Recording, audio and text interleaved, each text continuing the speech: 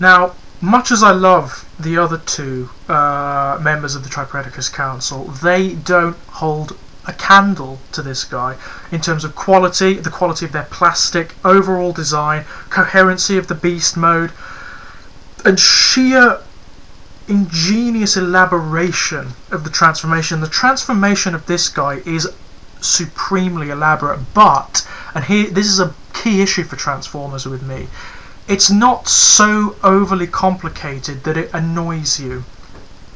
It's actually quite intuitive. Once you've got it down, that's it, you'll know how to do it, but it remains complicated and quite satisfying to do. This just magnificently beautiful specimen is Ramhorn, and he's a rhinoceros beetle.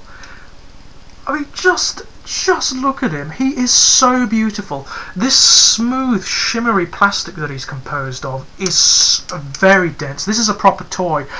In a rather interesting emulation of the actual animal that it's designed to represent.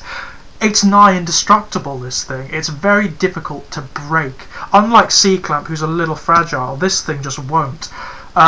It'll either just withstand whatever you can throw at it, or bits of it will pop off and you can just pop them back onto their ball joints. He is a phenomenal bit of toy engineering, this guy. A lot of work has gone into making this a really coherent, interesting beast mode, and just look at the lack of kibble on this guy.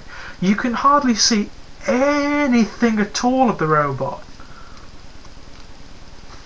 It really is quite amazing. Now, I'm sure many of you looking at this are thinking, well, it's probably just a shell former that the robot folds up inside here. Nope, none of the robot is in there, actually. What's in there is part of the linkage system for Tripredacus and his weapon. He defeats all of the expectations you would have of this kind of Transformer. In terms of articulation, he hasn't got that much. His head will go up and down, his horn will go up and down, and these front legs will move. That's about it. But it doesn't matter.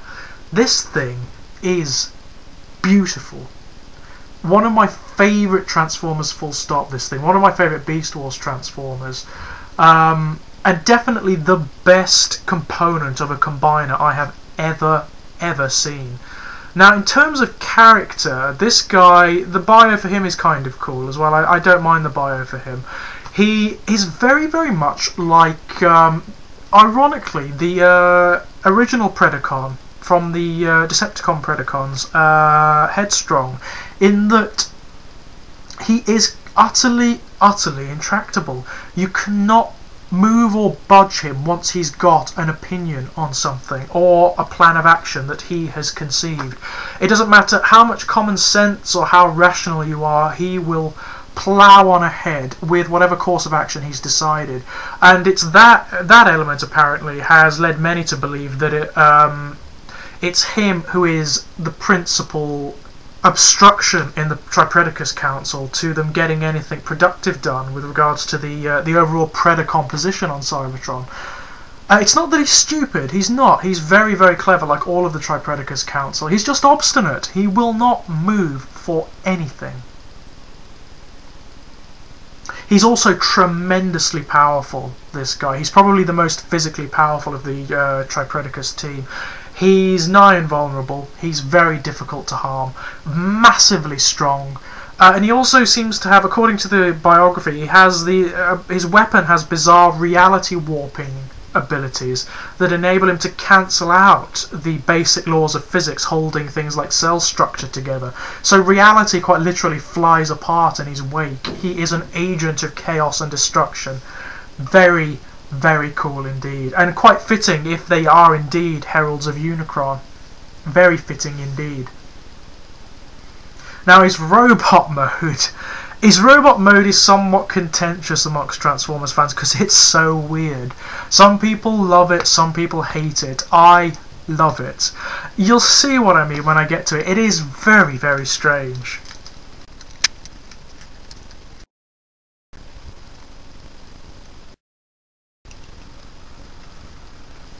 Now, once again, I must reiterate that the transformation for this guy is quite elaborate. It's quite fiddly, in fact, simply because of the way his whole internal structure works. He actually forms the arms of Tripredacus, both of them, and he basically splits in half, but without actually coming apart. There is a system in between him, in between two halves of him rather, that link him together, that slots into the overall body, so he forms both arms of Tripredacus. And as a result, the transformation that forms this robot mode is rather elaborate, and as you can see, he's really weird. He's a very odd looking transformer indeed. One of those strange Beast Wars toys that doesn't really look like a robot. He looks like some, I don't know, some bizarre, freakish, mutant alien thing. Very, very odd, but very pleasing. I like him. He is unique amongst Transformers. There is nothing quite like this guy. And I'm very fond of that. I think he's distinct. I think he's a really distinct and very, very successful robot mode. He has these very odd dual-pronged hands, this bizarre slashing weapon, kibble everywhere, kibble on his head, kibble on his legs, kibble on his back, but it's all kibble that works. It's all kibble that just enhances the look of the robot. And he also has one of the best joints of in Transformerdom. He has a ball joint on in his mouth, so the upper half of his head moves on a ball joint, and his mouth can open and close, and you can put his face in various expressions as a result. It's really strange. I love that. I think that is one of the elements that makes this toy so very unique and so very strange. He looks very much like he's giving some sort of political rallying cry there, some sort of oratory, which is very appropriate and very cool. I've always felt that this thing, the horn of the Beast mode, lends him a papal look. It looks like a sort of cardinal's hat or something to that effect, and I rather like that for this guy. I think it fits his character. When I first saw him, that's the character I created for him in my head, because these guys didn't have bios until the Beast Wars sourcebook came out, and I prefer mine rather than theirs actually. I regard him as a sort of dark evangelist. He is religiously and fervently dedicated to the Predacon cause, and perhaps even to the creed of Unicron. He could be one of the advocates of the darker arts in the Transformers universe, which fits with his capacities certainly, and with his overall character. And I just love him. I think the robot is so strange, such a weird thing, and it works so well. He's such a distinct little thing. He is my favourite member of the Tripredacus Council, and you can't really see it on this camera unfortunately, but his face is very unique indeed. He looks like some sort of psychotic clown, and I absolutely love it. As a standalone toy, this guy is great. Right then, on to the pièce de résistance, the one that everybody waits for in these Gestalt reviews. The combined form Tripredacus.